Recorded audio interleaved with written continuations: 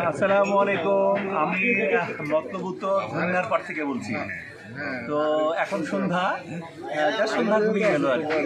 একটা চায়ের দোকানে বসে আছি, একটু ওনাদেরকে যদি ঘুরিয়ে ঘুরিয়ে দেখাও।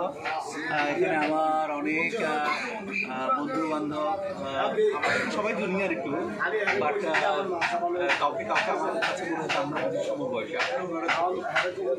গাড়ি পেকে গেছি তো তাই মনে হয় যে আমার থেকে বড়।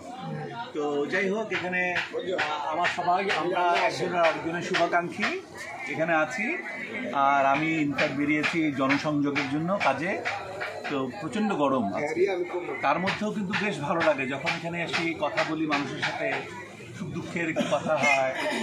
দেশের রাজনীতি কোন দিকে, পাক ভারত যুদ্ধের খবর কী, তারপরে ট্রাম্প মধ্যপ্রাচ্যে গেল, বিরাট বাণিজ্য করে ফেললো, ইসলামের কি হলো, আমরা কোথায় পড়ে রইলাম, এই সব কিছু নিয়েই কিন্তু সবাই আলাপ করে।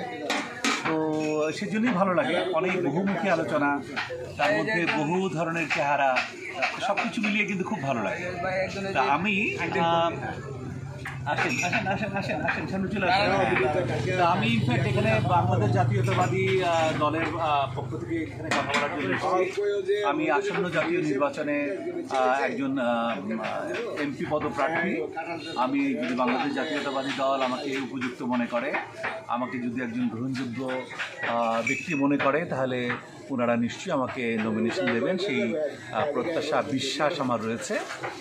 বাকিটা আল্লাহর উপর নির্ভর করছে।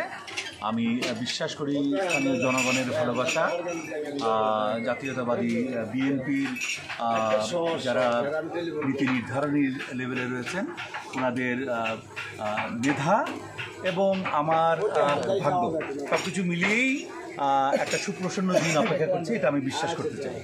তো বাকিটা আল্লাহর ইচ্ছা। আপনারা সবাই আমার জন্য দোয়া করবেন, আজ এতটুকুই। আর আপনাদের সবাইকে আমার অন্তর থেকে একটা শুভেচ্ছা জানাচ্ছি। ঠিক আছে।